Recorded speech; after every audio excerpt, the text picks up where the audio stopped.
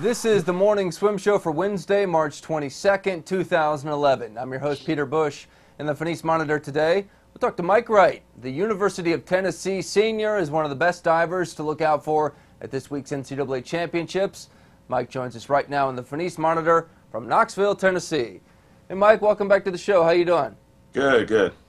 So you had kind of an interesting year last year, and it sets up what should be a very interesting meet this week. So last year, just to refresh our viewers, we had you on right about this time because you had just won the USA Diving Nationals, but you were taking a redshirt year from college because of an injury. Obviously, you'd gotten over the injury in time for spring, but you couldn't compete at the national championships even though you were diving well. Okay, so that's the setup. Yeah.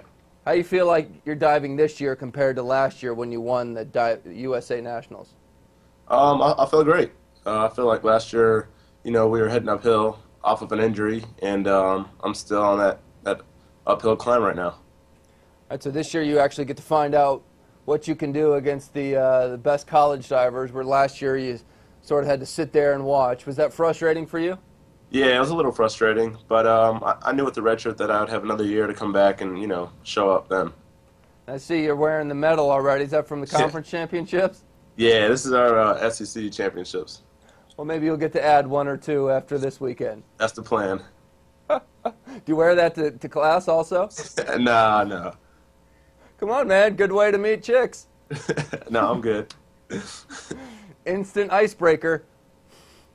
All right, so David Boudia is probably overall the best diver in college right now. But you're more of a 1 meter specialist, am I right? Yeah. You think you can take him down on the springboards? That's the plan. My 1 meter is definitely my strongest event, and all around my 1 and 3 have been a lot better this senior year working with Dave. But that's the plan, to go there and take this 1 meter, do work. So what's your plan for possibly 2012 Olympic trials, since the 1 meter is not an Olympic event? You just got to really focus on that 3 meter? Yeah, pretty much. 3 meter, I guess, would be my only shot. And so, this past year, I've had a great amount of success, I guess, during the season, and it's kind of just working on the 3 meter and see how it goes this next year. All right, for diving novices, and I'm not the most knowledgeable, explain what the big difference, other than the height, but 1 meter and 3 meter, like what makes somebody great at 1 meter versus 3 meter? When you think about it, there really isn't that much difference besides the height.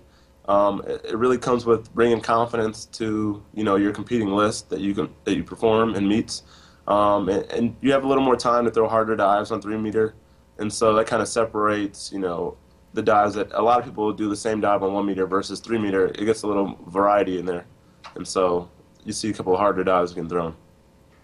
How's your relationship with Coach Parrington? It's great. Coming out of the junior college, getting picked up by Dave Parrington, it was a great opportunity, and I couldn't be more happier to work with a coach like him. What is he, describe, we ask this of swim coaches a lot when they come on, describe what kind of program he runs, what sort of training you do in and out of the pool. It's a great conditioning program that he runs. He's a very calm coach. He doesn't yell. He doesn't get stressed out too much. He gets stressed out like any other coach, but he's easy to work with. He's easy to communicate with, and he's very understanding, on a level-headed deal. And so he's a great coach to work with. Do you guys lessen your workload as the big meet gets closer like swimmers do?